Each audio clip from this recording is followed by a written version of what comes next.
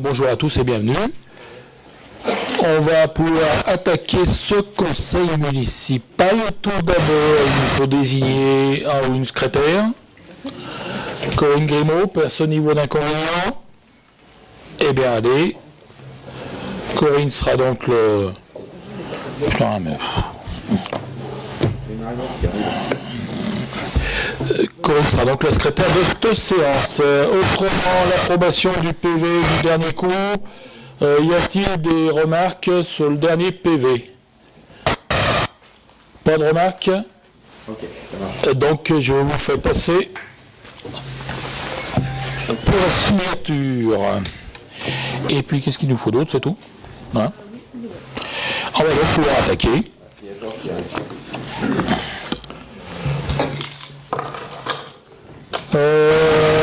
Je vais d'abord vous faire lecture des... Non, pas de ça.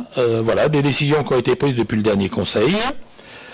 Avec, en premier lieu, l'avenant numéro 7, au lot numéro 7 du marché du restaurant scolaire, Toffoletti. Alors, la modification concerne la suppression de la ligne 3.6 de la des PGF, portant sur la pose de la trappe d'accès des combles. Donc là, on a une moins-value de 1 230 €. Avenant numéro 1 au lot numéro 1 du marché pour relatif à la végétalisation, perméabilisation de la cour des écoles de Jules Ferry, Société Parc et Sport. Les modifications de prestations des travaux supplémentaires portant sur l'aménagement de la partie nord du restaurant et de la création d'un chemin en béton. En fin de compte, oui, c'est le... Je me retourne vers Cyril.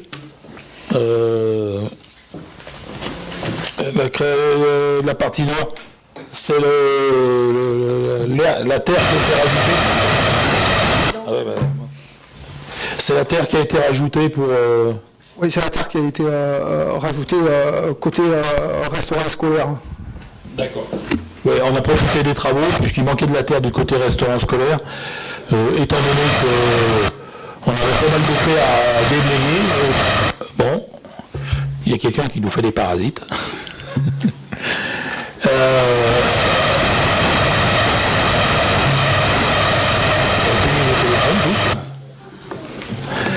Oui, il y avait tellement de terre qu'on en a remis pas mal, bien sûr, sur la végétalisation du cours des écoles, mais il en restait encore pas mal.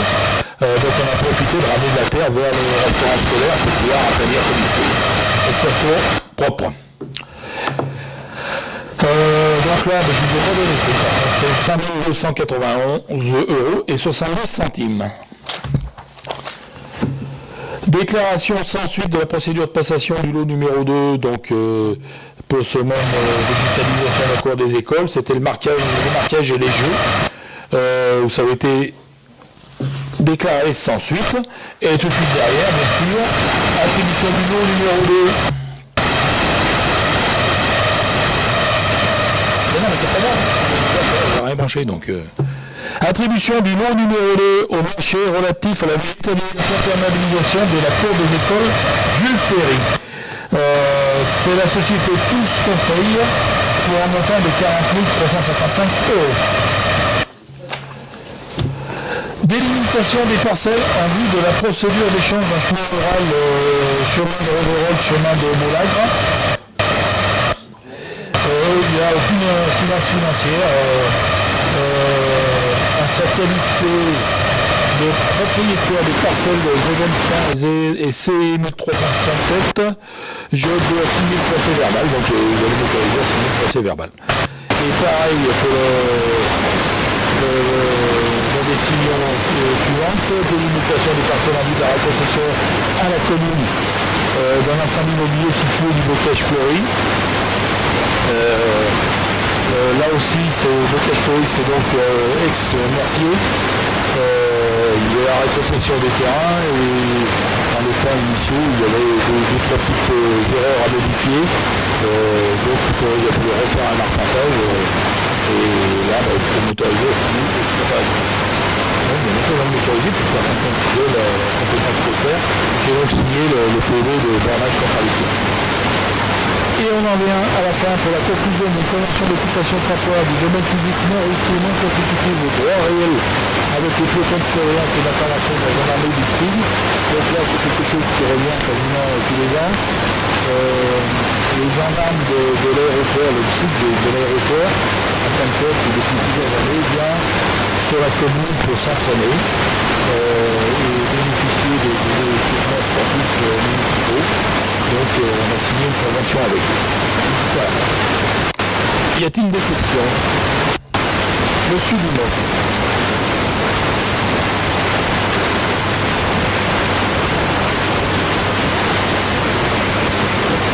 À propos du lot numéro 2, marquage et jeu, sur la végétalisation de la cour d'école, il y a une attribution sans suite, et ensuite c'est attribué à peu près.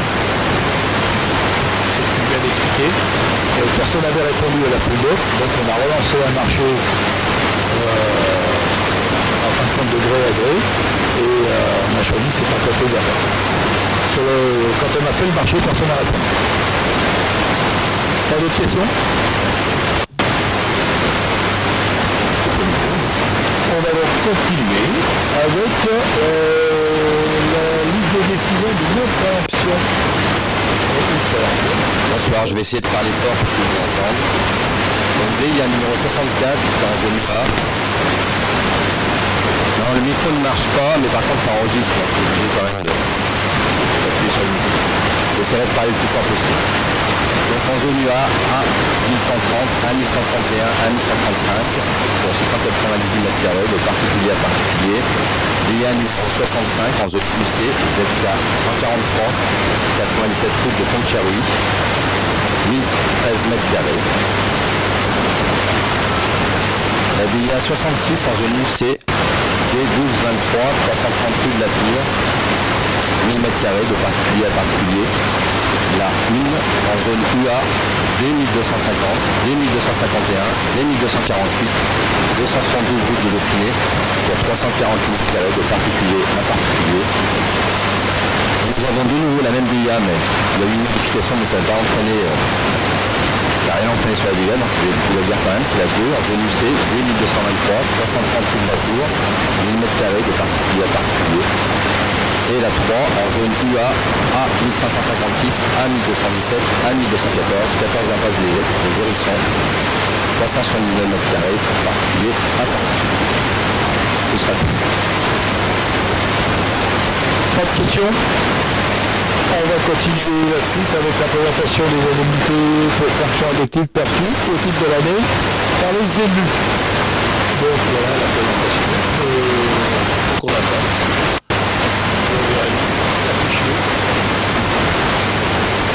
Des questions?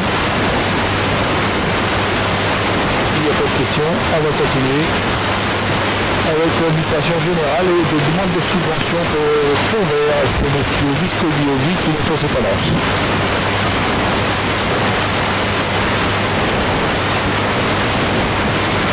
Oui.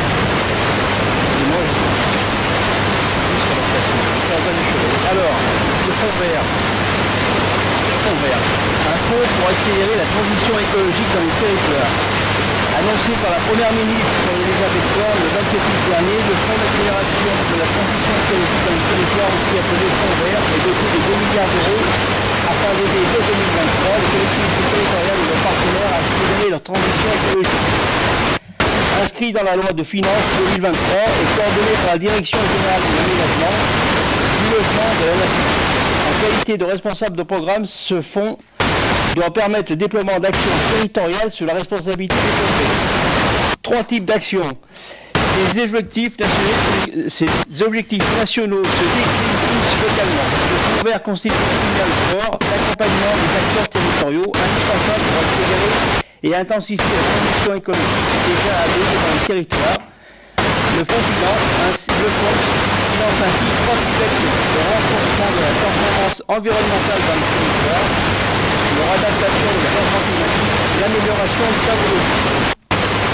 Ces actions auront en commun d'associer des mesures d'atténuation du changement climatique et d'adaptation à ces effets avec des objectifs au-delà de leurs impacts environnementaux, elles ont aussi des effets positifs sur la sécurité, la santé, le bien-être, et elles augmentent la résilience du territoire et la qualité de vie des habitants. Alors, il est proposé au conseil municipal d'autoriser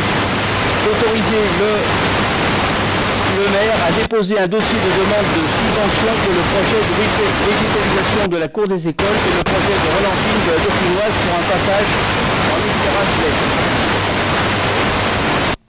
Des questions avant de passer au vote?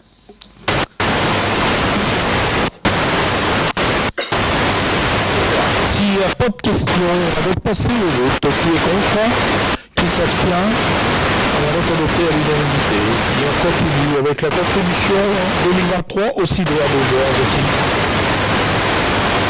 Le CIDER, comme chaque année, on voit la contribution à l'entreprise. Les communes ont le choix de la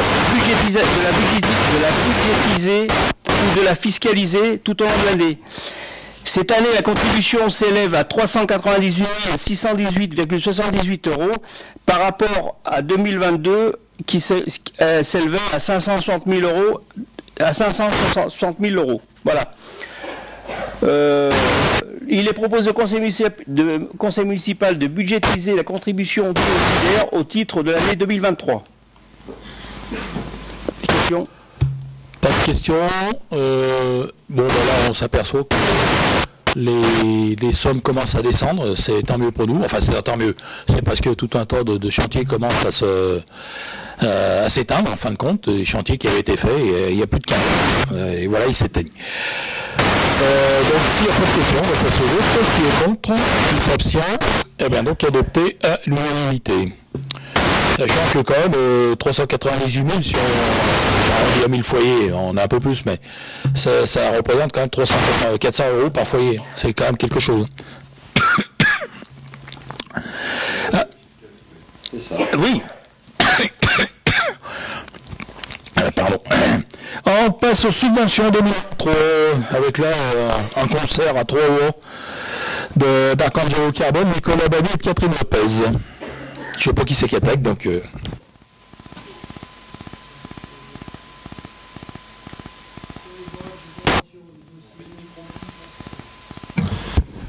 Donc, sur les bancs, la convention des dossiers de demande de subvention transmis par les associations, en attendant également compte, dans ce cas, de leur trésorerie, la commission sport et vie associative a validé les subventions pour un montant total annuel à 140 157 €. Donc, c'est la première subvention que toutes les associations ont vu. Il sera possible de donner au cours de l'année, on a un petit matelas encore pour donner au cours de l'année, quoi. Voilà. Donc, je suis désolé, je vous ai le total. Vu le digital, j'avais prévu de venir imprimer les subventions par association pour me donner, mais j'ai pas pu m'occuper. Donc j'ai le compte rendu du conseil municipal de la commission, je la lis demain, je la valide et la somme que vous pouvez faire suivre à l'opposition. Il changeait sur le sujet. Bon, parfait. Merci. Je vous propose de passer les 3 subventions, si vous en êtes d'accord, enfin les trois types de subventions, et on votera tout en bloc. Donc la prochaine, c'est donc les affaires sociales. La commune a également été sollicitée pour l'attribution de subventions au titre de l'année 2023 par diverses associations en lien avec les affaires sociales, pour un montant total de 37 150 €. Et puis enfin, on en vient avec la subvention aux COS et aux établissements scolaires. Le rapporteur expose au Conseil la distribution de subventions au titre de l'année 2023 pour divers établissements scolaires ainsi que par le conseil communal pour un montant total de 63 460 €. Y a-t-il des questions? Monsieur Dumont. Est-ce que pour les subventions aux affaires sociales aux établissements scolaires, on doit aussi avoir un peu plus de détails? Normalement, ça a dû être donné dans les commissions, mais... Oui, c'est pas transmis. Si, je l'ai transmis. Les commissions ne sont pas publiques, c'est pour ça que c'est bien de l'avoir dans le compte-rendu du conseil. On avait décidé, le dernier coup, en fin de compte, qu'on faisait les globaux et que les commissions décidaient. Pour éviter de revenir sans arrêt sur les choses. Les commissions, je leur fais confiance entièrement. Les commissions décident, on le propose au conseil et après on peut tous vous en discuter entre vous si vous voulez. Nous, c'est déjà fait et je pense que c'est quand même le mieux, hein, parce que si à chaque conseil on remet en cause lui il a touché ça, lui il a touché ça, c'est plus la peine de faire des commissions, quoi. Pour les établissements scolaires, c'est ce qui se fait tous les ans, un montant qui est demandé par les établissements privés par enfant et qui est versé systématiquement chaque année aux établissements scolaires. D'accord. Il ne s'agit pas de remettre en cause, il s'agit juste de rendre l'information publique. Mais la formation sera publique parce qu'elle sera diffusée après, mais je crois que c'est pas la peine de rallonger parce que vu les conseils qu'on a, c'est très long, on a tout le budget à faire aujourd'hui, donc il faut qu'on avance. De toute façon, vous mettez dans le conseil, ça sera mis dans le compte rendu. Alors, on va tout passer. S'il n'y a plus de questions, on passe au vote. Qui est contre? Qui s'abstient? Donc adopté à l'unanimité. On en vient maintenant avec le vote des taux. Et c'est Michel-Ange Garcia qui nous présente ça. Le taux de la taxe d'habitation figé de 2020 à 2022 est de nouveau voté à compter de 2023. Cette taxe ne concerne plus que les résidences secondaires, les locaux meublés non affectés à l'habitation principale et sur délibération les logements vacants depuis plus de 2 ans. Compte tenu de la dynamique de ces recettes impulsées par la revalorisation des bases et le développement maîtrisé de l'urbanisation de la commune, l'effet ciseau est toujours postérieur à 10 ans. En conséquence, il est proposé de maintenir les taux comme suit: taxe d'habitation sur les résidences secondaires et autres à 3,51%. Des questions? Non. Bien, faut que tu continues. On fait tout? On vote tout d'un coup? Ah non. Oh bah. Très bien. Taxe sur le foncier bâti, 16,64%, à majorer de la part départementale d'un taux de 11,03%, soit 27,67%. Taxe du foncier non bâti, 37,21%. Donc en fait, on n'a pas bougé les taux, c'est exactement les mêmes taux que l'année dernière. Donc maintenant, c'est bon, on peut voter. Y a-t-il des questions? Pas de questions, on passe donc au vote. Qui est contre? Qui s'abstient? Donc adopté à l'unanimité. Et on en vient maintenant au budget. Alors d'abord avec le... Hein? Qu'est-ce qu'il y a? Alors on va passer les budgets, le 14 au assainissement et loyers commerciaux et de la commune aussi. Ce que je vous propose aussi là, c'est pareil, je vous fais tout de suite mon exposé. Christian Contreau, je m'en irai. Christian Contreau, enfin, je répondrai d'abord aux questions. Christian Contreau vous fera voter par la suite. Alors. Vous voulez le dire pour moi? Comment? Vous voulez le dire pour moi? Ben, j'ai rien, oui. Donc. Vous l'exposez pas? Non, mais je sais pas si vous voulez d'abord faire les loyers commerciaux ou l'assainissement. Oui. Ah, oui, bon, d'accord, excusez-moi, oui, pardon, excusez-moi.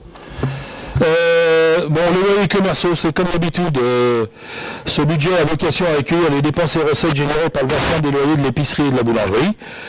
Il n'y a aucun investissement dans ce budget, donc la section d'investissement, c'est néant.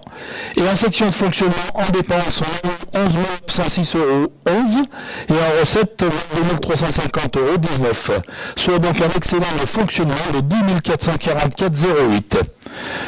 D'où un excédent de clôture de 10 444,08. Y a-t-il des questions là, sur ce budget des commerces? Pas de questions? On passe à l'eau et à l'assainissement. En 2022, nous avons dépensé et encaissé en section d'investissement et de fonctionnement le montant suivant.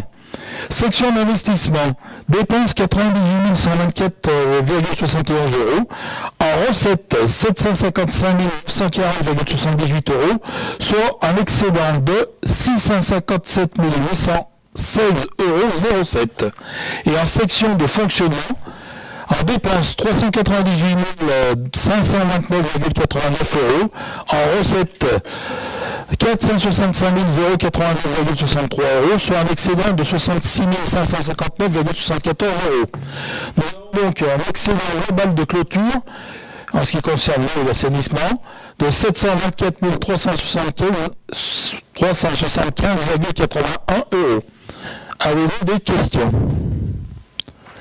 Pas de questions. Je vous propose de passer au budget M14 de la commune. Et là, on a donc un diaporama maintenant. Alors, si on reprend le tableau synthétique de fonctionnement pour 2022, vous pouvez constater que nous avons en dépenses effectué 9 732 942 € et en recettes 10 776 589 €. Je vous propose de passer directement dans le détail, plus de détails, avec les charges à caractère général, qui, elles, vous le constatez, ont augmenté de 27,25%. Ben, tout simplement, ça y est, la vie a repris depuis 2022. Nous avons eu, et j'ai oublié mon papier, bon ben c'est pas grave, ça m'apprendra. J'avais tout marqué sur mon papier, mais je l'ai oublié. Comment? Je pense, oui, j'en sais rien. Non, j'en sais rien, non, mais je vais faire ça peut-être. Les charges à caractère général, donc on a fait quand même de très gros efforts, même si vous pouvez constater qu'il y a 27,25% d'augmentation. Il faut quand même se dire qu'on a eu la crise de l'énergie, l'inflation et la fin du Covid, qui nous ont quand même coûté. Alors, je ne veux pas dire énormément, parce qu'en fin de compte, quand je compare par rapport à d'autres communes, on a réussi quand même à maîtriser la chose, puisque nos travaux quand même d'isolation, de réduction d'énergie commencent à payer, et on a pu s'en rendre compte dès cette année 2022, et vous verrez que en 2023, ça sera encore beaucoup plus visible. En ce qui concerne les charges de personnel, là, on a une augmentation par rapport à 2021, on est sur l'exercice 2022, de 15,70%. 2022, ben, vous avez tous su qu'on a eu une augmentation surprise de 3,5% du point d'indice des fonctionnaires, ce qui a coûté pas mal quand même à la collectivité. On a eu le changement de service aussi de la police municipale. Vous savez que maintenant la police municipale, on leur met des astreintes et des heures supplémentaires pour venir en compensation, puisqu'on leur fait payer un loyer. On est obligé maintenant, on n'a plus le droit de leur faire des loyers gratuits, donc ils payent leur loyer, donc automatiquement on leur paye des astreintes, bien sûr pour les heures qu'ils font, puisqu'ils travaillent 24 heures sur 24. Après, on passe aux autres charges de gestion courante, avec une augmentation très modérée de 6,05%. Et là, justement, que mon papier, c'est mon papier qui me manque, dites-moi qu'est-ce qu'il y avait dedans. Les syndicats. Voilà, c'est les syndicats, ça y est. Les syndicats, on a vu que le SIDER commençait à baisser, et qu'est-ce qu'on avait d'autre aussi qui n'avait pas trop augmenté? C'est surtout le SIDER, en fin de compte. C'est surtout le SIDER qui baisse. Et pourtant, on avait déjà commencé à payer une partie de la chaufferie en 2022. Vous savez que la chaufferie, tout ce qu'on a investi en chaufferie, en fin de compte, on va le repayer en fonctionnement, parce que c'est le SIDER qui nous a construit la chaufferie, et le SIDER nous refait payer toutes les années sur 20 ans la cotisation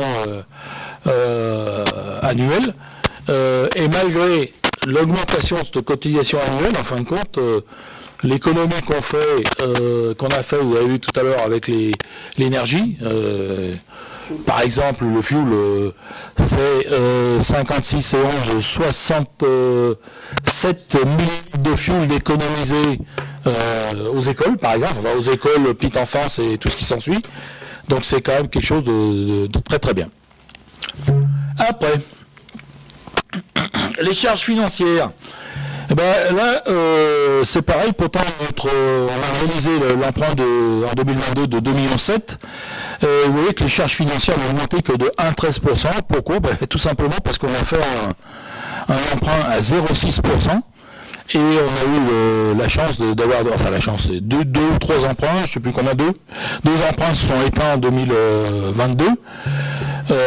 Ce qui fait que automatiquement, même si on a des charges financières qui sont revenues avec le prêt de 2,7 millions, le taux étant tellement bas, et par rapport aux emprunts qui sont éteints, les deux emprunts qui sont éteints qui étaient à 3 ou 4%, donc automatiquement ça fait des charges financières qui augmentent pas tellement. Vous verrez même la bonne surprise en 2023, elle diminue.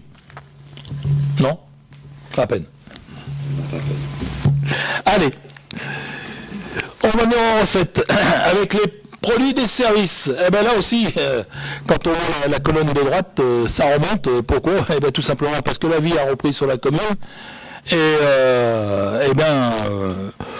les services sont repris. C'est toutes les rentrées, là, en fin de compte, surtout tout ce qui est de la petite enfance, qui est reparti à fond, là, et avec une participation énorme de nombreux enfants qui fréquentent nos structures. Bonne année du Plein Air Fest. Une bonne année de Plein Air Fest. Ah ben voilà, Après, les impôts et taxes. Toujours cet impact en 2021 de la fameuse taxe d'habitation qui a disparu. Donc on avait beaucoup baissé. Là vous voyez qu'on a repris un petit peu d'air parce que nos bases avaient augmenté en fin de compte. Mais vous verrez que le slide d'après, en fin de compte, on a des dotations puisque cette taxe d'habitation est compensée par des dotations. Et vous allez voir qu'on a des dotations qui ont énormément augmenté en 2021 et 2022, qui sont dues à à ce taxe d'habitation qui est complété, mais aussi au complément, puisque là, sur la taxe foncière des entreprises, la méthode de calcul avait été changée par l'État, puisque ça avait été, je crois, divisé par 2, il me semble que c'est ça. Ils avaient baissé la valeur locative de locaux industriels de 50%. Donc automatiquement, si on appliquait nos taux, on perdait de l'argent. Donc là aussi, l'État nous compense à l'euro près. Après, on a les autres produits de gestion courante. Là, plus 15%. Alors dites-moi... Voilà, tout pareil, les loyers, et on n'a pas eu trop de pertes cette année dans les loyers, en fin de compte, pas trop d'impayés, et ça se ressent. On revient au niveau normal des années 2018-2019. Comment? Allez, et on en vient donc au fameux camembert. Mais surtout ce camembert, c'est les plus, c'est les moins. Et vous voyez qu'on finit avec un excédent quand même de 2 428 646 €, chose qui est très très bien pour une année post-Covid. On va passer maintenant à l'investissement avec le tableau synthétique, où là, en total cumulé, on a quand même réalisé 3 967 127 € de dépenses pour 5 725 797 de recettes. Et ben là, on peut peut-être passer directement pour voir un peu les dépenses qu'il y a eu, surtout les grosses dépenses. En fin de compte, on vous a mis les plus hausses, on vous a pas mis les 3 900 000 complets. Mais rénovation énergétique du clubhouse qui 402 000 de réaliser sur l'année 2022 et il reste 143 000 à réaliser en 2023. L'AMAC 542 000 en 2022, il va rester 78 000 à réaliser en 2023. Le restaurant scolaire, là, le gros coup, 421 000 et il restera 177 000 en 2023.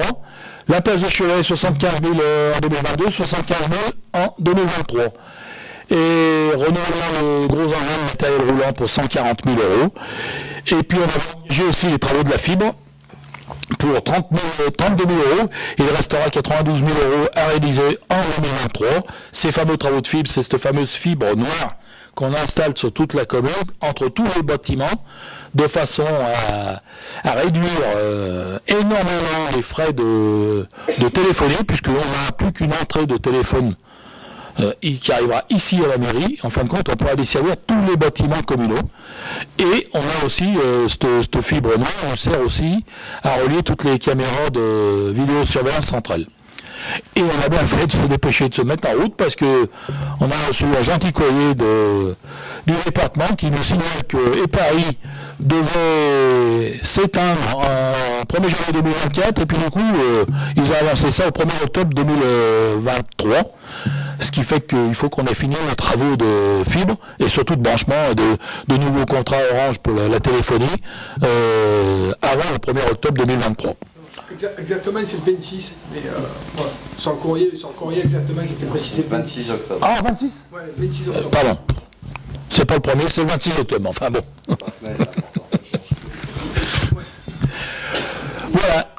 Pour ce qui en est de ces différents budgets réalisés en 2022 que je devais vous expliquer. Avez-vous des questions ?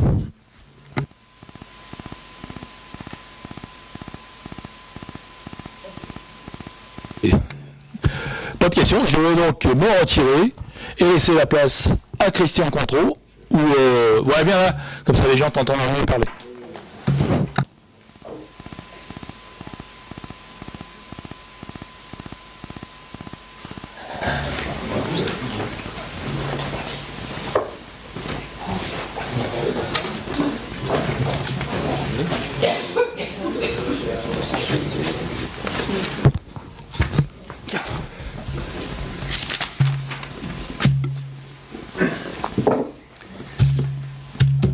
On va commencer par les loyers commerciaux.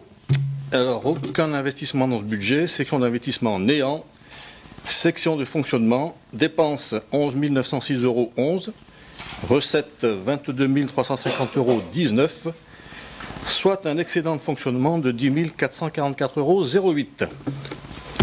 Je vous propose de passer au vote. Qui est contre? Qui s'abstient? Adopté à la majorité et 5 abstentions. Eau et assainissement. Section d'investissement. Dépenses 98 124,71 €. Recettes 755 940,78 €, soit un excédent de 657 816,07 €. Section de fonctionnement. Dépenses 398 529,89 €.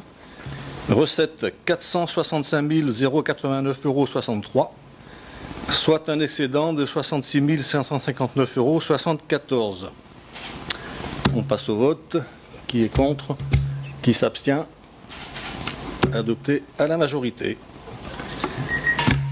Et enfin, la commune, section d'investissement, dépenses 3 967 127,21 €, recettes 4 340 797,79 €, soit un excédent de 373 670,58 €. Section de fonctionnement, dépenses 8 347 942,95 €, recettes 10 776 589,45 €, soit un excédent de 2 428 646,50 €. On passe au vote. Qui est contre? Qui s'abstient? Adopté à la majorité.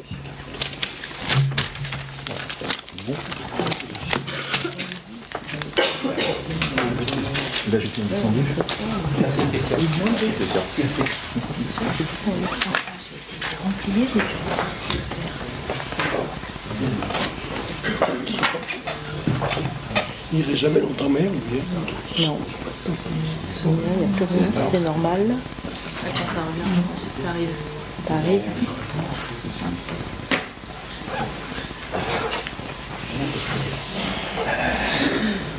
Tout a été voté, monsieur la majorité. La majorité.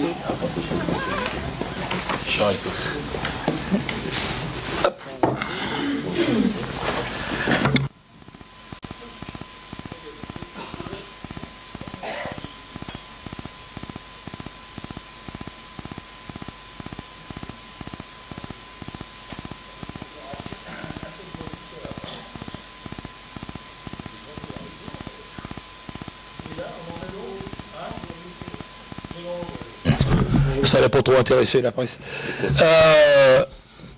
On va passer à l'affectation des résultats. affectation des résultats. Où donc c'est? Page? Pardon, j'ai été trop loin. Page 6, affectation des résultats. Pour les loyers commerciaux, il est proposé l'affectation suivante. Reprise de l'excédent en recette de fonctionnement du budget principal de 10 444,08 au compte 002 et reverser au budget principal l'excédent de 10 444,008. Est-ce qu'il y a des questions? Comme d'habitude, hein, l'excédent on le reverse systématiquement au budget général. Donc qui est contre? Qui s'abstient? Alors 5 abstentions. Bon. Eau et assainissement. Constatant que le compte administratif fait apparaître un excédent d'investissement de 657 816,007 et un excédent de fonctionnement de 66 559,74 €, constatant qu'il convient de reprendre des restes à réaliser comme suit en dépenses d'investissement de 140 000 €, il nous est donc proposé l'affectation des résultats suivants. Reprise de l'excédent de fonctionnement de 66 559,74 € au 002. Affectation de l'excédent d'investissement en recettes d'investissement au 001 pour 657 816,07 €. Y a-t-il des questions? Pas de questions. Passe au vote. Qui est contre? Qui s'abstient? Alors 5 abstentions. Et en ce qui concerne la commune, constatant que le compte administratif fait apparaître un excédent d'investissement de 373 670,58 € et un excédent de fonctionnement de 2 428 646,50 €, constatant qu'il convient de reprendre les restes à réaliser comme suit. En dépenses d'investissement, 367 859 € et en recettes d'investissement, 78 300 €. Je vous propose donc les résultats. L'affectation des résultats suivants. Affectation de l'excédent de fonctionnement pour 742 683 € en recettes d'investissement au 1068 et d'affecter l'excédent de fonctionnement pour 1 685 963,50 € au 002 recettes de fonctionnement. Reprise de l'excédent d'investissement de 373 670,58 € au 001 en recettes d'investissement. Y a-t-il des questions? Pas de questions. Qui est contre? Qui s'abstient? 5 abstentions. Et bien voilà. Donc on va passer maintenant à l'approbation du budget primitif pour 2023. Et là, je vais laisser un petit peu la parole à Michel-Ange Garcia. Alors, loyers commerciaux. Je vous propose d'adopter le budget primitif loyers commerciaux de l'exercice 2023 comme suit. Section d'investissement, néant. Section de fonctionnement, dépenses plus recettes, 21 336. Y a-t-il des questions? Pas de questions? Qui est contre? Qui s'abstient? Bah non, là, on est obligé de voter... on va voter... Non, budget pas... Ouais, mais ça va aller très vite, l'eau et l'assainissement... Alors, 5 abstentions? Ah, 5 contre, pardon. Ah, bien. Alors, vas-y, continue. Alors, je vous propose d'adopter le budget primitif de l'eau et l'assainissement de l'exercice 2023 comme suit. Section d'investissement, dépenses plus recettes, 942 826 €. Section de fonctionnement, dépenses plus recettes, 437 510 €. Donc, on vote. Oui, pas de questions. Qui est contre? 5 contre. Et le reste est pour. Et on arrive à la commune avec la présentation du PowerPoint. Alors, pour l'année 2023, nous sommes en dépenses cumulées en fonctionnement 11 449, 11 millions, ce serait bien, 11 449 780 € et en recettes 11 449 780 €. Avant de passer au slide, il y a quelque chose qui n'apparaît pas sur le slide, c'est l'atténuation de produit qui est de 756 000 €. En fait, c'est simplement le FPIC, c'est la solidarité municipale envers les autres municipalités et les autres EPCI. On l'a pas sur le slide, donc je préfère le préciser, parce que ça veut dire que la municipalité donne aux autres communes, il y a une partie aussi à l'État pour 756 000 €. L'année dernière, c'était 500 et quelques, je crois, ou 600 et quelques. On peut passer au slide. Donc là, 2 645 500 € pour ce qu'on appelle le 011, les charges à caractère général. En réalité, vous voyez, il y a un pourcentage, là, 3,46% d'augmentation. Ça, c'est une augmentation par rapport au prévu de l'année dernière. En réalité, on est à peu près à 16%. Si vous faites le calcul, à 16% d'augmentation. C'est essentiellement dû à l'électricité, puisque l'année dernière, on était sur une base uniquement en novembre-décembre par rapport à tout ce qui était électricité. On sera sur une base un peu plus large sur l'année. On estimait ça à peu près à 31% d'augmentation, soit à peu près entre 55 000 et 60 000 €. L'inflation nous oblige donc à un peu gonfler ce budget. Il y a aussi un budget qui va gonfler un petit peu, c'est le budget de l'alimentation du restaurant scolaire, puisqu'en fait, pour le coup, là, sur l'année 2023, on est en plein. On n'a plus de sous-traitance du tout, ce GRS. Et malgré tout, l'alimentation augmente aussi. Augmentation aussi des prestations immobilières de l'ordre de 10% par rapport à 2022. Ça, c'est tout ce qui est matériel loué par la municipalité. Mais malgré cette tendance, ce que je voulais quand même bien spécifier, c'est que les services, eux, pour le coup, beaucoup de services ne dépensent pas plus, voire moins. C'est vraiment des choses structurelles qui feront cette augmentation-là. Avez-vous des questions? Pas de questions. Je crois qu'il faut quand même dire que 3,46%, c'est bien en dessous de l'inflation. L'inflation qui est prévue à 6% encore cette année, on prévoit quand même largement en dessous. Oui, mais c'est dû au fait qu'il y a des efforts faits par les services, tout simplement. Passons au slide suivant. Donc là, les frais du personnel, 4 176 000. Là, il y a une augmentation de 17,87%. C'est tout simplement dû, il y a pas mal de raisons, mais la principale des raisons, c'est que l'augmentation l'année dernière, on l'a subie sur uniquement 6 mois. Là, on est sur une année complète. On a un impact, donc cet impact de l'indice, à peu près, on va dire, estimé à 111 000 €. Il y a aussi le changement municipal qu'on avait que sur 6 mois, cette fois on l'a sur 1 an. Donc là on est sur un impact plutôt autour de 25 000 €. On a des remplacements, il y avait des gens qui n'étaient pas là sur le dernier trimestre qui vont être remplacés en 2023, notamment l'électricien.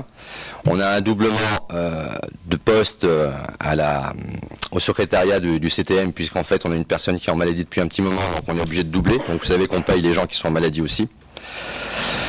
On a 2 départs à la retraite qu'il va falloir remplacer. Un recrutement d'une bibliothécaire fin de l'année sous condition que le Fab Lab soit prêt.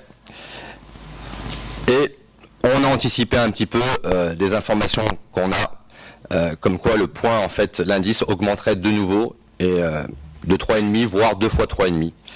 Tout ça, si cette hypothèse est réelle, ce sera une augmentation de à peu près 250 000 € du budget. Et on a aussi le glissement de vieillesse, c'est-à-dire que les gens en fait évoluent dans les postes, ils sont augmentés. Il y a aussi cet effet-là. Je voudrais avoir un type de comparaison parce que souvent on parle du pourcentage, de notre pourcentage en fait de 0,12 de charge des employés.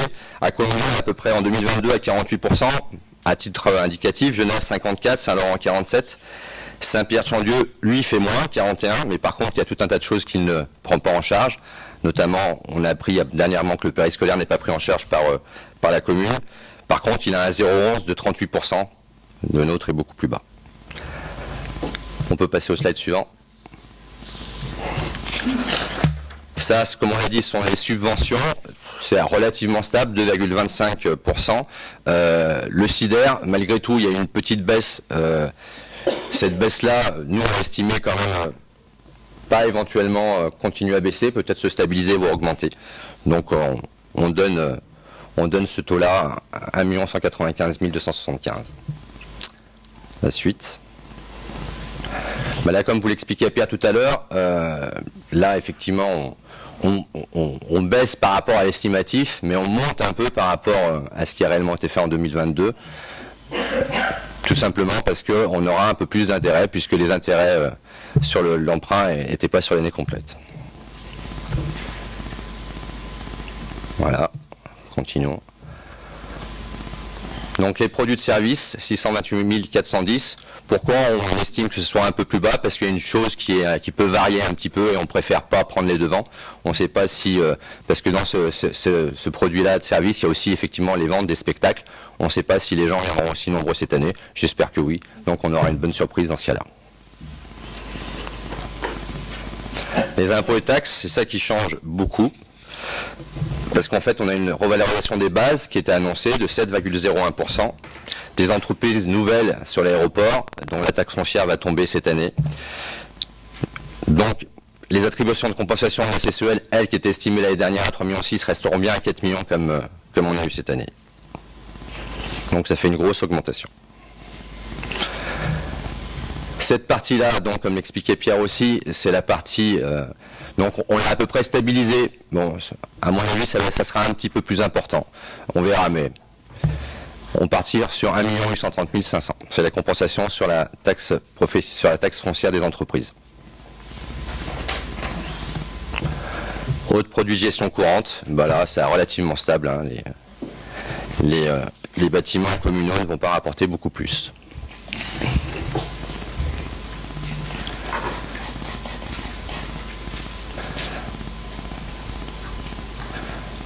Donc ce budget-là nous permet de dégager un résultat de 1 995 000 €. Des questions? Monsieur Dumont.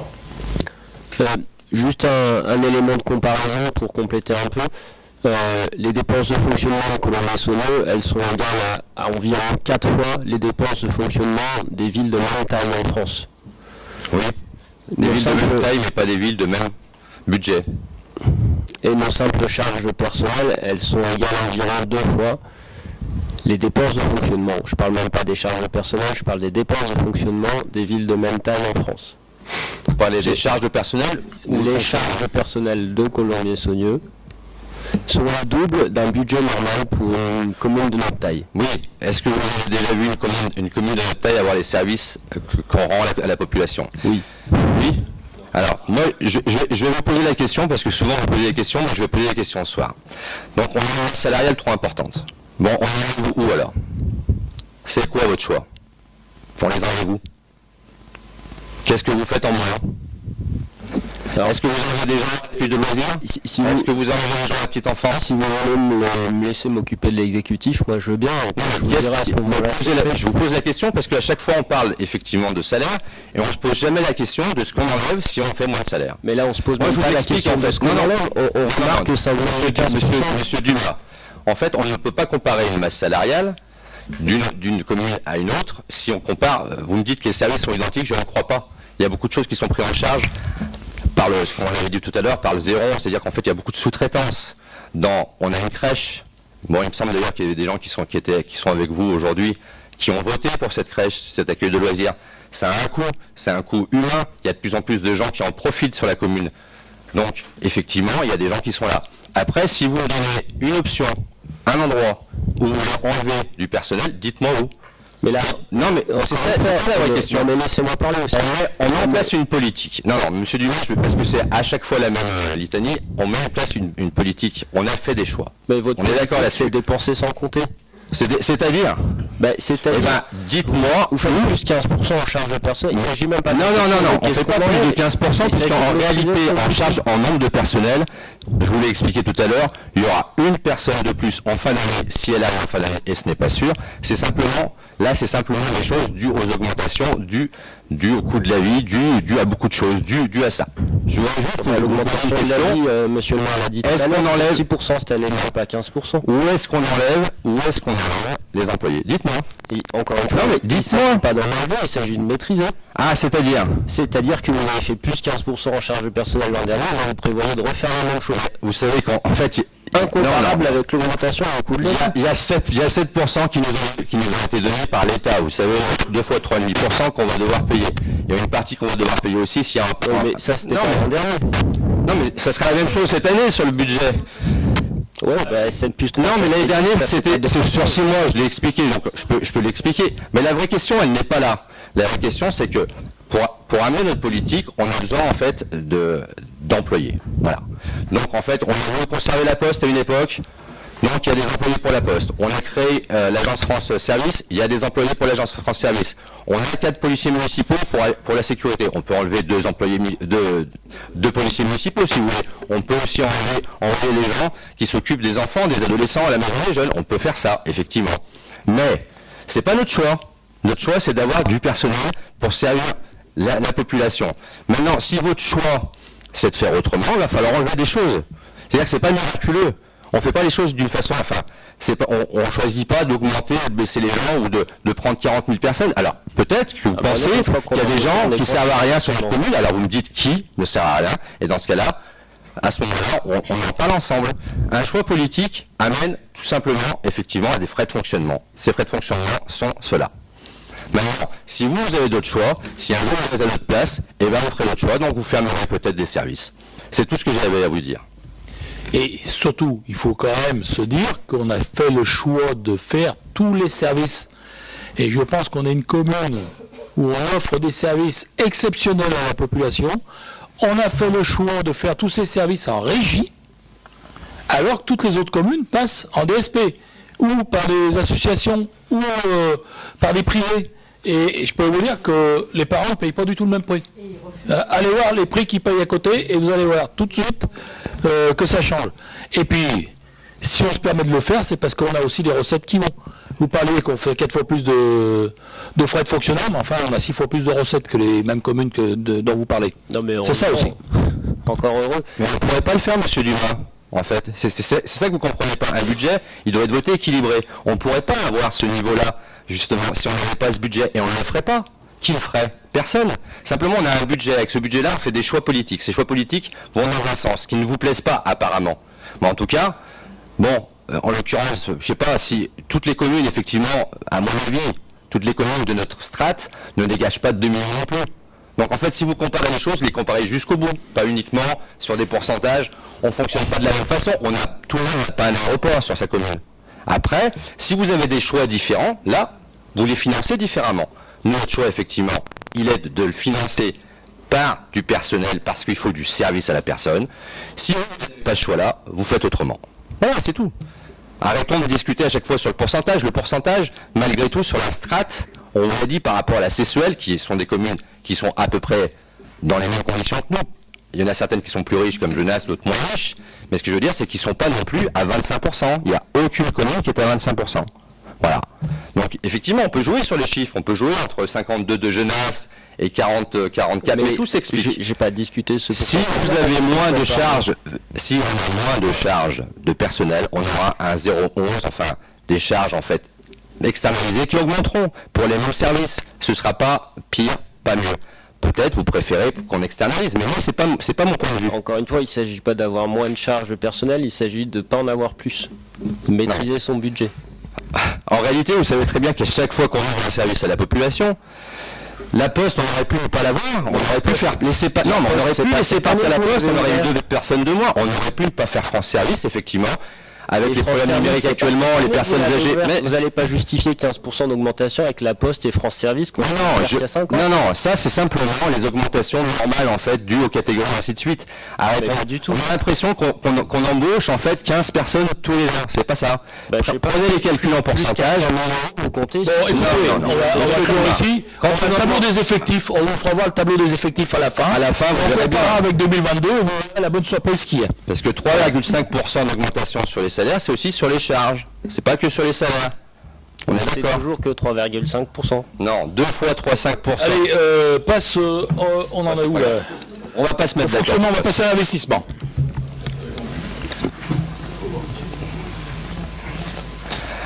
Alors, investissement. Donc un budget de 3 877 453 en dépenses et de 3 877 453 en résultat. En recettes, pardon, oui. Immobilisation incorporelle. Alors ça, c'est tout ce qui est dématérialisé, en fait. C'est tout ce qui est lié à l'urbanisme, aux licences informatiques, les choses comme ça. Subventions d'équipement versées. Bon, bah voilà, c'est des subventions qu'on verse pour l'équipement. Le corporel, eh ben, c'est tout ce qui est implanté. L'outillage, le matériel informatique, les agencements, la vidéoprotection, la fibre qu'on est en train d'installer. Le tableau d'affichage, les fonds documentaires. Et les IMO en cours, ce sont toutes les immobilisations qui sont en cours de travaux. Donc après, effectivement, elles disparaissent quand elles sont finies d'être faites. Cette année, on a la végétalisation, on a l'isolation qui n'est pas encore tout à fait finie. On a un remboursement d'emprunt.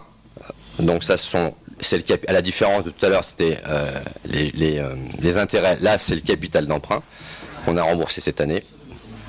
Et puis l'opération patrimoniale, c'est ce qui nous permet en fait de payer des avances lorsque des entreprises nous en demandent. On met la même chose dans l'autre sens. Voilà. Donc en recette, subvention 98 300 €, dotation de fonds divers et réserve 1 266 000. Donc le virement à la section de fonctionnement qu'on vient de voir de 1 995 000 €. Donc on arrive à un budget équilibré. Ce qu'on ne voit pas ici, vous savez, ce qui greffe depuis 2-3 ans notre budget d'investissement aussi, qui sera là tant qu'on ne l'aura pas dépensé, c'est 900 000 € pour l'amenage, la participation à l'amenage électrique en fait pour Goodman.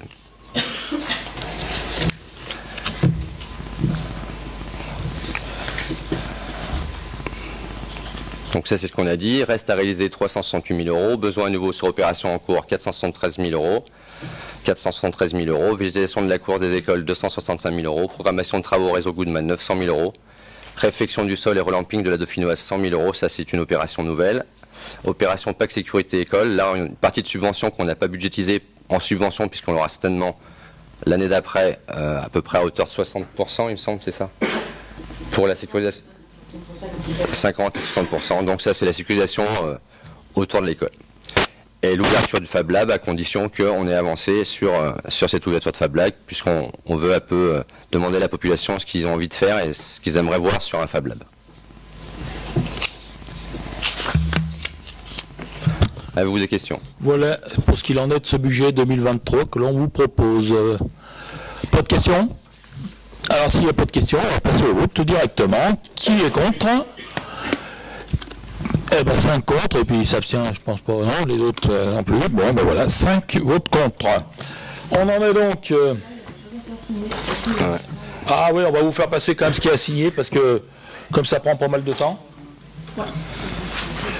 Ben Martial, vous faites tourner. Ouais, bon, ben Martial va tourner vers vous. Et ça ne va pas nous empêcher de continuer.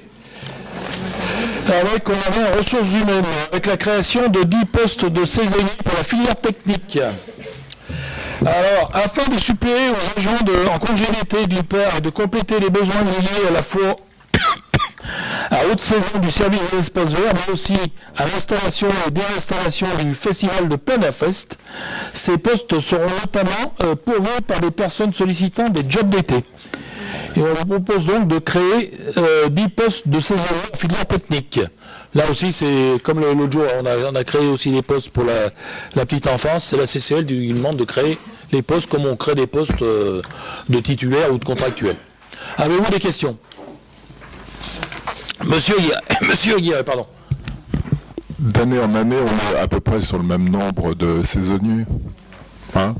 Je sais pas la mémoire. On était à 8, on l'a mis à 10 cette année, parce que... Pardon, Madame Auquier. C'est des contrats qui durent combien de temps? 15 jours? Ça dépend? Alors, plus bon, je pense qu'il faut prendre au moins 15 jours, parce que bon, s'ils viennent juste pour travailler une semaine, ils n'ont pas le temps de comprendre le boulot, qu'il faut déjà qu'ils repartent. C'est au moins 15 jours, oui, c'est sur 15 jours, un mois. Je pense que... c'est ça. Ah, pour qui c'est qu'il y avait? Monsieur Durand. L'installation du Planafest, il n'y a pas une association qui s'en occupe de ça normalement? Non, mais quand même, il y a tout un tas, au niveau des services techniques, ils sont obligés de travailler pour installer les barrières, il faut que ce soit fait dans des règles de l'art et tout. Il faut absolument que ce soit patronné par les services techniques. Certaines choses au niveau sécurité. Donc, on l'a déjà fait toutes les années. En fin de compte, il y a des jeunes qui viennent travailler sur le Planafest. D'autres questions? On peut donc passer au vote. Qui est contre? Ah, attendez, il y en a, oui. Qui s'abstient? Eh bien, un contre. Après, on en vient avec la création d'un poste d'AESH, accompagnant les élèves en situation de handicap à temps non complet par 39 heures par mois. Alors, l'équipe d'animateurs accueille régulièrement des enfants en situation de handicap. La commune bénéficie à cet effet d'une subvention de la CAF.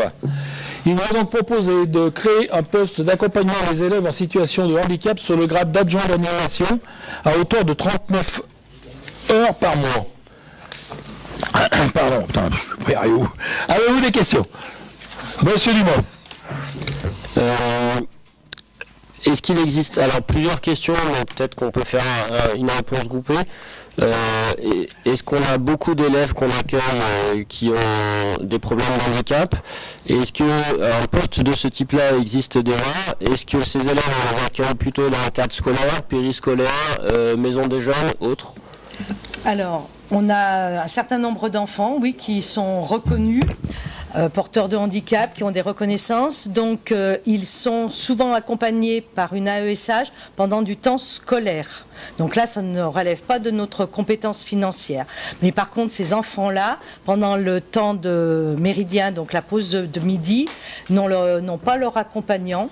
Et aussi sur les mercredis et vacances scolaires. Ce sont des enfants où on est obligé justement d'avoir une attention plus particulière sur le nombre des enfants. C'est pour ça qu'on a besoin de ces personnes qui les accompagnent aussi sur du temps périscolaire. Du coup, ça m'a une autre question. Comment on faisait les années précédentes? Alors, les années précédentes, on a déjà eu des personnes qui ont eu des contrats justement pour faire cet accompagnement des enfants. Sauf qu'on en a de plus en plus et on a aussi cette aide financière de la CAF où on ne peut pas négliger et on a eu cette aide pour ces personnes-là.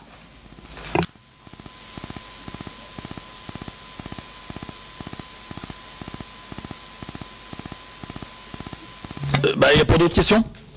On va donc passer au vote. Qui est contre? Qui s'abstient? Adopté. L'unanimité. Conditions d'exercice du travail à temps partiel. Alors, les bénéficiaires de temps de travail à temps partiel peuvent être les fonctionnaires titulaires ou stagiaires occupant un emploi à temps complet, les fonctionnaires titulaires ou stagiaires occupant un emploi à temps complet, dans les cas de temps partiel de droit pour raison familiale, suivez bien, hein, parce que c'est pas évident. Les agents non titulaires employés à temps complet et de manière continue depuis plus d'un an, le temps partiel peut être organisé dans un cadre quotidien. Le service est réduit chaque jour, hebdomadaire, le nombre de jours de travail sur la semaine est réduit, et mensuel, la répartition de la durée de travail est inégale entre les différentes semaines du mois, ou annuelle sous forme de cycle. L'autorisation de travailler à temps partiel ne peut être prévue que pour des périodes comprises entre 6 mois et 1 an, renouvelable pour la même durée par tacite reconduction dans la limite de 3 ans. Au-delà, l'intéressé doit formuler une nouvelle demande expresse. Les quantités de temps partiel sur autorisation peuvent être fixées entre 50 et 99% de la durée de 99%, oui, de travail des agents exerçant leur fonction, et des fois quand l'administration, temps partiel à 99%, bon. J'en suis des agents exerçant la fonction à temps complet dans la mesure où le bon fonctionnement des services le permet. Il appartient à l'agent de présenter une demande de travail à temps partiel initial ou de renouvellement dans un délai de 2 mois avant le début de la période souhaitée. Les demandes de modification des conditions d'exercice de temps partiel en cours de période peuvent intervenir sur demande de l'agent dans un délai de 2 mois avant la mise en œuvre de la modification ou sans délai en cas de motif grave, par exemple diminution des revenus du ménage ou changement de situation familiale. Le cas échéant sur demande du maire si les nécessités du service le justifient. La réintégration anticipée ne constitue pas un droit pour l'agent et sera accordée par l'autorité territoriale au regard des contraintes d'organisation du service. Pour les agents non titulaires, il n'existe pas de possibilité d'emploi à temps plein. L'agent est maintenu à temps partiel à titre exceptionnel. Avez-vous des questions? Monsieur Yves. Pourquoi on vote ça et pourquoi maintenant? Alors, je vais me retourner vers la technicienne. Parce que la CCL nous l'a demandé. Ah. C'est encore la CCL qui nous demande en fin de compte. On a un service RH à la CCL qui commence à très bien fonctionner, mais qui est très pointilleux sur la jurisprudence, sur plein de choses. Donc il nous faut voter plein de petites choses en ce moment qui n'avaient pas été votées. Jusqu'à maintenant, ça n'avait dérangé personne, mais vu qu'ils nous le disent, on n'a pas le choix, on est obligé d'y faire. Donc on n'a pas forcément d'exemple de personnes a priori qui vont bénéficier de ce dispositif. Ben on en a, oui. On en a déjà. Ouais, il y a déjà des gens à temps partiel. Oui, mais c'est pour ça on le faisait, mais maintenant on le formalise. Voilà, on le faisait, mais on formalise parce qu'il faut que ça soit qu'il y ait une délib. Comme ça, la CCEL, eux, ils ont la délib chez eux. Quand quelqu'un fait la demande, il y a la délib de la commune. Ça doit passer comme ça. Voilà. Pas d'autres questions? On passe au vote. Qui est contre? Qui s'abstient? Eh bien, donc adopté à l'unanimité. Mise à jour du tableau des effectifs. Alors, c'est pareil, vous avez le tableau complet dans la délib, hein, vous l'avez pas... Vous l'avez eu? Bon, donc il y a simplement, on a budgétisé, enfin ils sont budgétisés 107 emplois, mais il est effectivement pourvu en titulaire 80 postes et effectivement pourvu en contractuel 13 postes. En 2022, c'était exactement la même chose, et en 2021, on avait 97 postes de budgétisés au lieu de 93. Donc vous voyez que on fait des efforts, hein, on arrive à dire personnel quand même. Avez-vous des questions? Bon, c'est un tableau des effectifs, hein, on doit vous le présenter, donc c'est fait. On va donc passer au vote. Qui est contre? Alors, à moitié contre, non? Je sais pas, il y en a qui lèvent juste à moitié d'un doigt, l'autre à peine comme ça. Bon. D'accord. Donc alors, qui est contre? Ah, à 3 maintenant. Je vais arrêter de demander, parce que... Hein? 4 contre. Bon, 4 contre, voilà, 4 contre. C'est votre dernier mot? Allez, 4 contre. C'est bon, vous avez noté? Bon. Pof, on en est où? Projet d'assistance à l'évaluation des facteurs. C'est pas une question, c'est juste est-ce qu'il sera possible d'avoir le rapport social unique de 2021, 2022, je pense qu'il n'est pas encore sorti. 21. Merci. 22. Pardon, excusez-moi. Projet d'assistance de l'évaluation des facteurs de risque psychosociaux.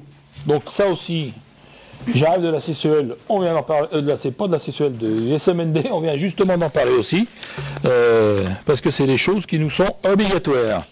La commune de Colombey-Saunier souhaite poursuivre la démarche de recensement et d'évaluation des risques professionnels engagés fin 2022 avec la réalisation d'une cartographie des RPS, risques psychosociaux.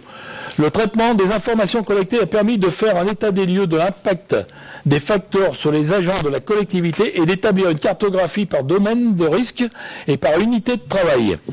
L'objectif de la mission est d'assister la commune de Colombey-Saunier dans la mise en œuvre de l'application de l'obligation de recensement et d'évaluation des risques professionnels définis à l'article R4121-1 et suivant du Code du travail, pour sa partie concernant les facteurs de risque psychosociaux. Cette mission doit aboutir dans le cadre de la Convention d'assistance et de ses avenants à la rédaction de la partie relative au RPS du document unique de recensement et d'évaluation des risques professionnels pour les activités réalisées par les agents de la police municipale et par les enfants du pôle enfance, jeunesse, éducation. La proposition d'action de prévention issue des résultats de l'évaluation. Étape 1, lancement de la démarche et présentation en interne. Étape 2, recensement de l'évaluation des facteurs de risques psychosociaux et des facteurs protecteurs. Et proposition d'action de prévention par l'unité de travail. Étape 3, validation du document unique de recensement de l'évaluation des risques. Voilà, et après vous avez un tableau qui vous explique le nombre de jours passés pour faire ça. On se retrouve donc avec 11 jours 25 d'intervention à 460 € par jour, ce qui fait un coût total de 5 175 €. Avez-vous des questions? Monsieur Lino. C'est plus une remarque qu'une question. En fait, cette proposition, c'est donc une poursuite d'une démarche qui a déjà commencé, puisqu'on a le rapport aussi en annexe du conseil municipal. Ce que j'ai remarqué en lisant cette annexe, c'est que, en 2 mots, j'ai le sentiment que l'argent ne fait pas le bonheur. Voilà, il y a comment dire, il y a des risques psychosociaux qui ont été relevés. J'espère que la suite de la démarche va permettre de les résoudre. Mais ma remarque est plus par rapport aux charges personnelles dont on voit que finalement ça rend pas forcément le personnel plus heureux. Voilà. Ah, c'est-à-dire que vous dites, il avait l'air de dire qu'on paye trop cher au personnel et qu'en fin de compte, ils gagnent trop et que ça leur crée des soucis de gestion de l'argent qu'on leur donne. C'est un souci de riche. C'est un peu ce que vous avez dit quand même. Ouais. Bon, ben merci pour le personnel. Bon, ben écoutez, oui, de toute façon, on fait, il y a deux entités sur la commune où est apparu, alors attention, hein, justement, on va fâcher la petite bête parce que c'est pas des risques, enfin des risques, des risques phénoménaux, hein, c'est des petites mésententes dans le fonctionnement, et des fois, nous, si on se met au milieu, on n'arrive pas à les régler. Donc autant passer par quelqu'un de l'extérieur et des gens qui en plus ils sont spécialistes là-dedans, qui au niveau de la psychologie et tout vont mieux cerner les problèmes et pouvoir nous aider à les résoudre. Madame Auquier. Alors, on n'est pas du tout en cause dans les compétences du personnel et moi je pense que c'est une très bonne façon de procéder, d'autant plus que maintenant dans le privé, dans beaucoup de sociétés c'est obligatoire et on doit faire des documents uniques au niveau des sociétés avec tous les risques qui sont liés au niveau professionnel. Et je pense que dans le public ça doit être exactement la même chose, donc pour le coup c'est quand même bien de travailler sur ces sujets.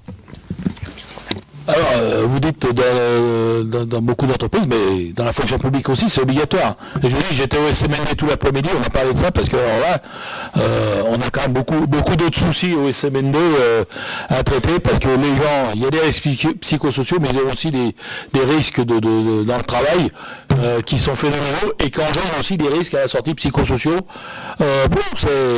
C'est très compliqué, et pour nous, c'est très dur à mettre en place. Y a-t-il d'autres questions? S'il n'y a pas d'autres questions, je vous propose de passer au vote. Qui est contre? Qui s'abstient? Eh bien donc adopté à l'unanimité. Et on en finit avec l'urbanisme. Non, on ne finit pas avec l'urbanisme. Pardon, excusez-moi. On va faire l'urbanisme, mais avec la cession de la parcelle D407 et de la parcelle détachée et D78, et c'est donc Michel-Ange qui nous présente ça. Je vais le faire.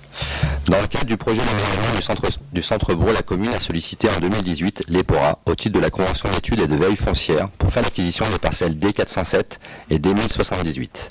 Dans le cadre de cette convention, la commune s'est engagée à rembourser la totalité du montant des biens et des frais engagés au titre de ces acquisitions avant la date de fin de convention.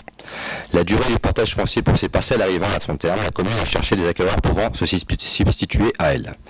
Il est proposé au conseil municipal d'autoriser la vente par EPORA de la parcelle D407 et de la parcelle de 150 m² à détacher de la parcelle D1078 à la société Ganova, dans les conditions prévues par la convention signée avec l'EPORA et au prix de 220 000 € hors taxe.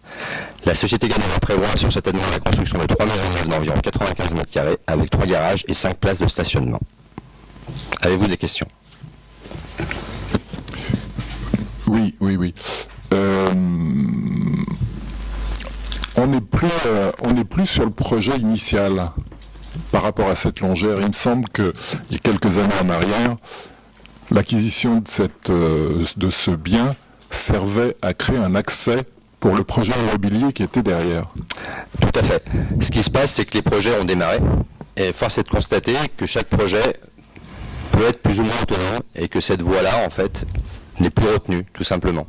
Puisqu'en fait, il y a une partie qui a déjà démarré. On sait très bien qu'il y a la partie au nord qui va remonter, on sait depuis peu. Donc je ne veux pas donner de nom, mais tout le monde saura de qui je parle. Donc ça va remonter. La partie de Ganova, en l'occurrence, elle a déjà une ouverture à côté, par des constructions qui existent déjà, donc elle va pouvoir redescendre. Et donc effectivement, cette voie qui aura été créée là n'a plus lieu d'être, tout simplement. Et il reste un grand événement, mais dont les propriétaires, pour l'instant, ont décidé Ils se disent qu'ils seraient autonomes ou qu'ils pourraient se rattacher de toute façon, puisque dans tous les autres tènements, on a fait des voies qui arrivent en limite de terrain pour pouvoir rattraper en fait cette route-là. Voilà. Mais effectivement, il n'y a plus de besoin. Il n'y avait pas que ça aussi, il y avait certainement aussi une crainte par rapport à cette pas pour ce terrain-là, mais pour ce qu'on va voir juste après. Il y avait une crainte aussi par rapport à ce qui pouvait monter à cette proximité-là. Et l'avantage, c'est que là, la réhabilitation, les gens vont plutôt réhabiliter que détruire ou faire autre chose. 3 maisons de 95 mètres carrés, donc on est sur du R+1 classique. En fait, on est sur du R+1, on est sur tous les logements actuels à Colombier-Saunieux. Donc, R+1, ça nous va, puisque ça ne... comme on l'a dit au dernier conseil, ça garantit c'est la zone UC surtout, le cadre de vie des habitants du quartier. C'est la zone UC là-bas. La zone UC, donc on ne peut pas faire autre chose. Donc, on n'a rien demandé même. Tant que ça garantit le cadre de vie des habitants du quartier, nous, ça nous va bien. Hein. Donc, on votera pas pour, mais on votera pas contre, et donc on s'abstiendra sur le sujet. Donc on va passer au vote alors du coup. Une autre question de M. Dumont. Oui, la SCI Saint-André, c'est qui, c'est quoi? On n'y est pas encore là, on va en parler. En fait, désolé, je vais poser ma question sur les deux en même temps. On vote les deux et puis vous posez votre question après. Ouais, mais du coup, je vote contre. Je voterai peut-être pas pareil suivant la réponse. En fait, les deux sessions sont toutes les deux à 220 000 €. Ma question, c'est quelles sont les surfaces de chacune des deux sessions? Alors ouais, je vais vous le dire parce que j'ai tout regardé là, cet après-midi. Là, ce qu'on va parler, la D407 avec les 150 mètres carrés de la 1078, ça va représenter 1200 mètres carrés. Et il restera après sur l'autre parcelle, en gros 600 mètres carrés avec le bâti. Comment 593. Ouais, 593. Bon, très bien. Je le faisais de tête, donc je ne m'étais pas trompé de beaucoup. Sachez que quand même, là, c'est quelque chose que... vous vous rappelez, en fin de compte, c'était un secteur en attente, et quand la personne est décédée, les héritiers ont vendu. Nous, puisque c'était un secteur en attente, il n'y avait pas de projet réel dessus, on a donc demandé à l'EPORA de faire le portage financier. À l'époque, ils ont acheté le tout pour 410 000 €. Ils revendent aujourd'hui, le principe des PORA, c'est d'acheter, de faire le portage foncier et de revendre quasiment au même prix, c'est le même prix additionné du portage foncier, du coût du portage foncier. Donc là, ils revendent les deux en gros à 440 000. Il y a 30 000 € de portage foncier, ce qui est tout à fait raisonnable. Est-ce que j'ai répondu à votre question? Bon. Alors, on passe au vote alors, premier. Comment? On passe au vote du... Ouais. S'il n'y a plus de questions, on va passer au vote. Qui est contre? Qui s'abstient? Eh bien donc, 5 abstentions. Et on passe à la session de la parcelle 1078. Donc c'est le reste du thème. Cadre du projet d'aménagement du secteur centre-bourg, la commune a sollicité 2018 les PORA au titre de la convention d'études et de veille foncière pour faire l'acquisition des parcelles D407 et D1078. Dans le cadre de cette convention, la commune s'est engagée à rembourser la totalité des montants des biens et des frais engagés au titre de ces acquisitions avant la date de fin de convention. La durée de portage foncier pour ces parcelles arrivant à son terme, la commune a cherché des acquéreurs pouvant se substituer à elle. Il est proposé au conseil municipal d'autoriser la vente par les PORA de la parcelle D1078 d'une superficie totale réduite à 593 mètres carrés, puisqu'on a une partie qui part de l'autre côté, à la SCI Saint-André, dans les conditions prévues par la convention signée avec les PORA, et au prix de 220 000 € hors taxe. Y a-t-il des questions? La SCI Saint-André prévoit sur cet événement la réhabilitation de maisons existantes pour créer 2 logements et 4 places de stationnement. J'avais pas fini. Allez-y. Donc je repose ma question. La SCI Saint-André, c'est qui? Moi, je ne sais pas. C'est pas le souci qu'on a, nous. Quand on nous propose une SCI, c'est justement que les gens, on ne sait pas qui c'est, dès qu'il est derrière. C'est les privés, des privés qui ont monté une SCI pour acheter un bien, un marchand de biens, je sais pas, j'en sais rien, qui vont faire des travaux, faire des logements et revendre ça, tout simplement. En réalité, c'est EPORA qui a trouvé donc, les acquéreurs et puis nous a soumis. Là, nous, on n'intervient pas dans l'affaire, on donne juste l'autorisation de vendre, voilà, ou alors si on ne donne pas l'autorisation, il faut qu'on achète.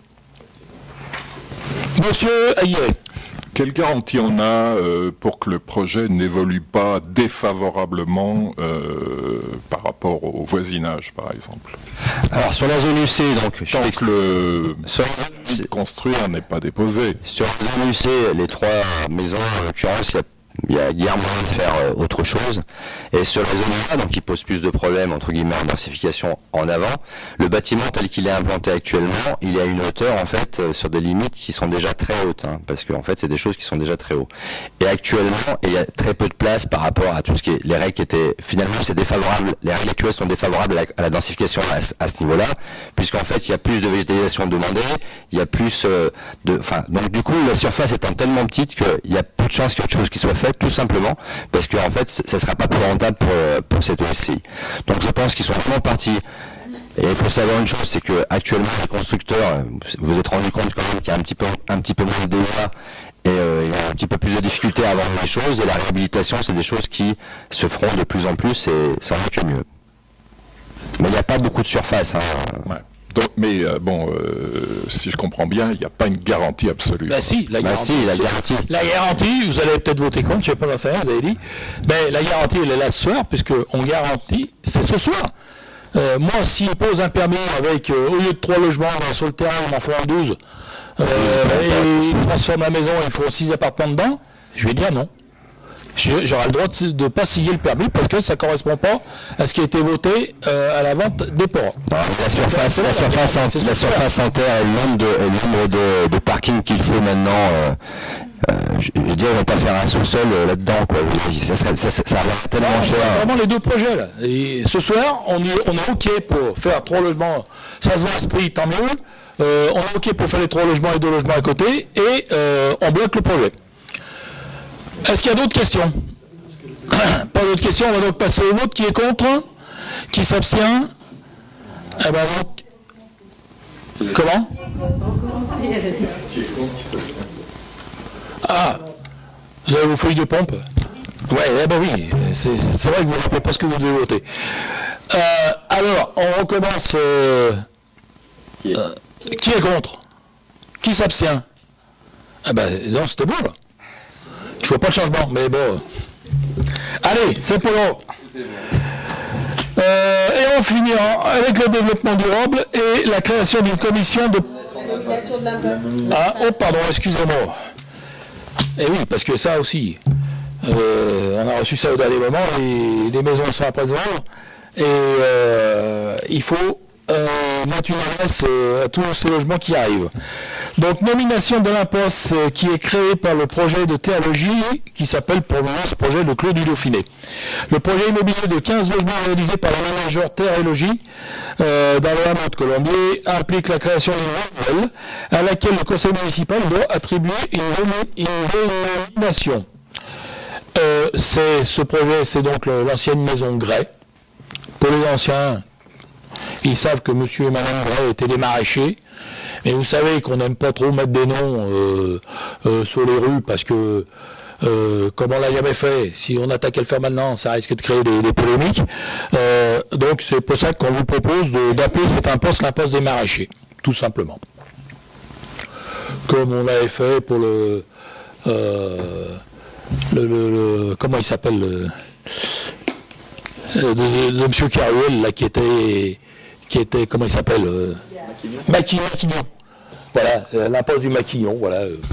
Au moins, quand à 3 mots d'histoire, dans 40 ou 50 ans, s'ils existent toujours, referont des petites machins, ils pourront dire, il y avait un monsieur qui était Maquignon, voilà, ça pourrait se rappeler un peu de ce qui se passait. Pas de questions sur le sujet? On passe donc au vote. Qui est contre? Qui s'abstient? Elle va donc adopter à l'unanimité. Et alors du coup, on va finir avec le développement durable et la création de la commission projet de territoire. Et c'est Marie-Laure Alarousse qui nous présente ça. Donc la commune s'est engagée depuis fin 2022 dans la réalisation d'un projet de territoire dont l'objectif est de favoriser une cohésion territoriale au travers d'un projet d'avenir commun. Donc on a eu l'occasion d'en parler déjà plusieurs fois. Et après multiples aventures, nous sommes enfin à une première phase de diagnostic qui a été réalisée. Et pour poursuivre ce travail de réflexion, il est proposé de constituer une commission chargée du suivi de l'élaboration, de la mise en œuvre et du suivi de ce projet de territoire. Donc il est proposé au conseil municipal de valider la création de cette commission, ainsi que la nomination de ses membres. Ce qu'il est proposé, c'est une commission de 10 personnes. Contrairement à ce qui est indiqué dans le tableau, il y a une à l'écran maintenant non, mais en tout cas dans la note de synthèse qui avait été transmise, il y avait une coquille. C'est bien une commission de 10 personnes qui vous est proposée. Se sont déjà manifestés donc Jean-Michel Marchand, Georges Viscogliosi, Eliane Viali, Corinne Claire-Baudry, Lionel Vidal, Arnaud Cordier, Salvatrice Besson, et donc il lui est proposé d'ajouter 2 noms pour ceux qui ne se seraient pas manifestés. Donc Sandrine Auquier et Pascal Aguirre.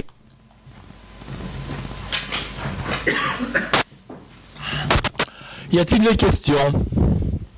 S'il n'y a pas de questions, on va passer au vote.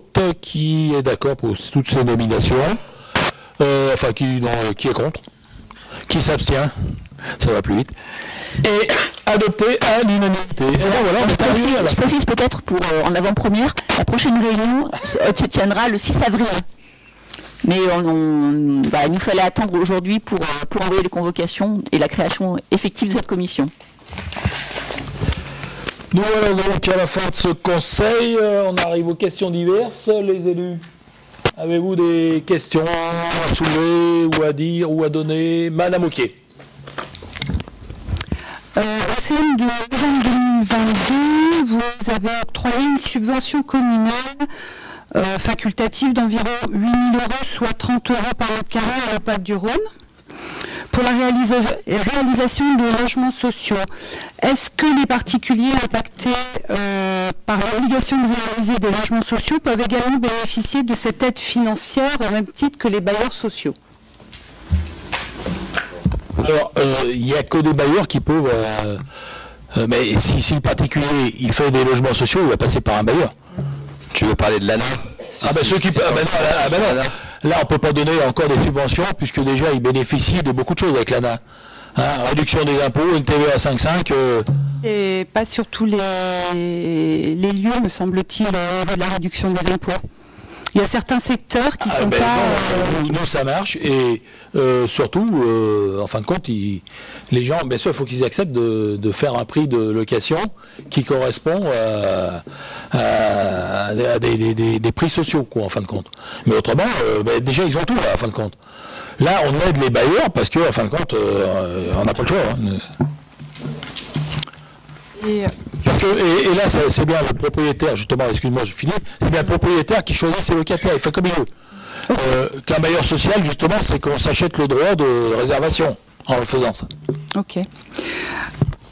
Et est-ce qu'il sera possible de nous fournir un nouvel organigramme, étant donné que au niveau des services, tout ça, ça n'a pas mal bougé, donc mis à jour? Avec le tableau des effectifs, il y aura l'organigramme. Merci. Madame Laguerre. Oui, j'ai une question. Pourquoi les élus d'opposition n'ont pas été conviés à la répétition privée de la génération Goldman qui s'est déroulée le vendredi 3 mars à la Maison des Arts et de la Culture? Alors, il y a eu très peu d'élus de la majorité qui ont été... ça a surtout été réservé au personnel. Parce que M. Michael Jones a désiré offrir la répétition générale en fin de compte au personnel et à ses invités propres. Au début, on avait prévu une salle de 150 places. Malheureusement, ils avaient tellement de matériel qu'on était obligé d'enlever 40 places. Donc il n'y avait plus que 110 places et vraiment c'était plein. Donc voilà. Il y avait 7 ou 8 élus de la majorité qui ont été pas invités, mais M. Michael Jones d'ailleurs a invité les habitants, ses voisins. On n'a pas été dans la commune. Faisant partie de la commission culture, je trouve ça un petit peu dommage. C'est un choix. Je n'y étais pas non plus. Vous étiez invité. Oh, je n'y étais pas. D'autres questions? Est-ce qu'il y a-t-il d'autres questions? La gestion n'a pas, ça n'a pas été géré par la commission culture, vous le savez. Et donc du coup, vous savez, vous savez que dans les spectacles, tous les membres de la commission culture payent leur place, comme tout habitant. Donc on n'est pas arrêté non plus dans ces spectacles-là de la commune. Oui, tout à fait. Bon, c'est pas grave. Pas d'autres questions? S'il n'y a pas d'autres questions, on va donc clore ce... Ah, pardon. Il y en a d'autres. Si, il y en a d'autres. Si, il y en a d'autres, voilà. Non, juste on a fait une distribution de... Enfin, on a fait... les services techniques ont fait des distributions de broyats les vendredis après-midi du mois de mars, là. Et donc, ça a bien fonctionné. Et donc, j'ai eu une demande, moi, de certains habitants de la commune pour avoir une distribution le samedi matin. Donc, je vais faire, moi, une distribution de broyats le 15 avril 2023, de 9h à 11h30 à l'ancienne déchetterie. Donc, s'il y en a qui sont intéressés, il faut qu'ils s'inscriront au service technique, au secrétariat du service technique, ou au secrétariat de la mairie, enfin voilà. Et je serai là-bas pour qu'ils puissent... Mais par contre, je ne conduirai ni de tracteur, j'aurai rien du tout. Donc chacun vient avec sa remorque qui s'appelle pour remplir la remorque. Voilà. Et je profite... Ouais. Ah, pardon. C'est par rapport au broyat, qu'est-ce qu'il y a comme broyat? C'est quoi C'est en fait... tout au long de l'année, on coupe tous les végétaux de la commune, les arbres, et c'est tout broyé par une entreprise, et c'est vieilli, donc les broyats, c'est du... Mais c'est pas la question, en fait. C'est du bois déchiqueté, oui. C'est que du bois. Oui, c'est du bois déchiqueté. Par contre, il y en a certains qui a déjà commencé à fermenter, et il devient petit à petit du compost, voilà. D'accord, ok. Donc je profite que j'ai le micro allumé, simplement pour vous rappeler la journée concitoyenne qui se tiendra le 1er avril. Elle se tiendra au chapiteau à partir de 8h30. Seront en place des sacs, enfin tout le nécessaire pour ramasser les déchets dans les chemins pour ceux qui le souhaitent. On aura également la possibilité de visiter l'installation de DBS. Donc DBS s'organise pour nous permettre de visiter ces installations. Donc la visite des installations, c'est sur réservation parce qu'il y a un nombre limité. Donc il y aura 4 groupes entre 10h et midi. Voilà, donc s'inscrire auprès du service développement durable auprès de Rachel. Il y aura également différentes animations au chapiteau. Et pour les habitants qui le souhaiteraient, le SMND sera là pour vendre des composteurs au prix de 30 €. Et puis j'en profite pour faire un appel aux bonnes volontés pour l'organisation de cette journée qui va mobiliser pas mal de bras. Y a-t-il d'autres questions? Non, moi juste mon traditionnel don du sang, le 28 mars prochain, donc n'hésitez pas. Oui. Ah. Juste avant? C'est juste avant?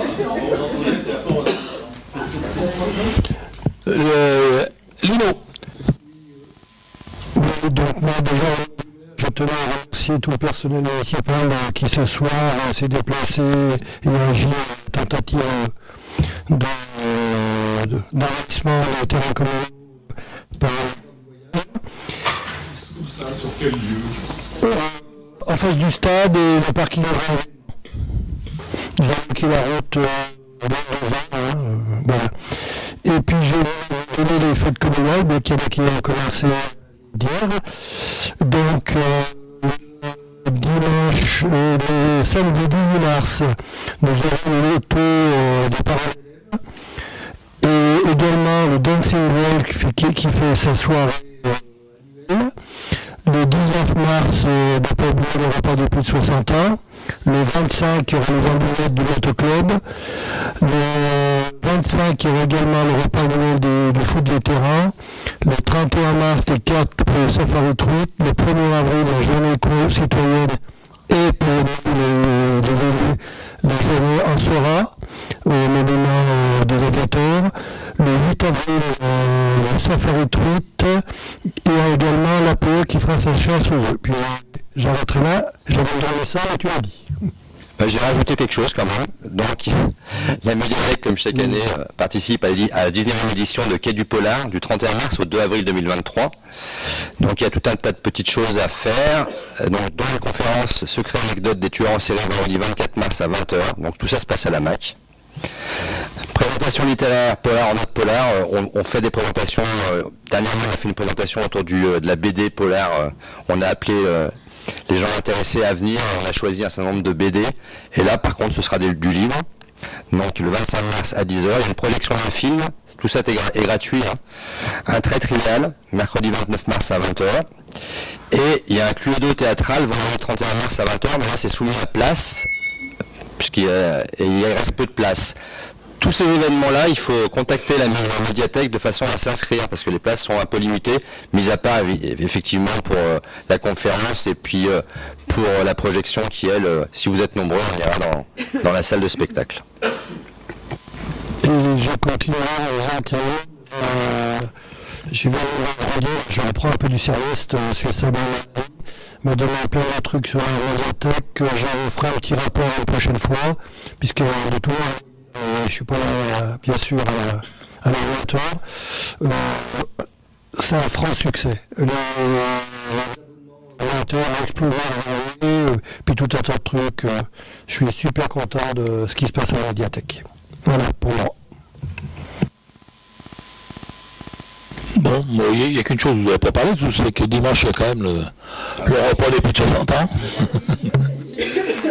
Ah bon? Bon, excusez-moi, j'ai pas entendu. Bon, s'il n'y a plus de questions, on va donc clore ce conseil et donner la parole au public, si le public a des questions.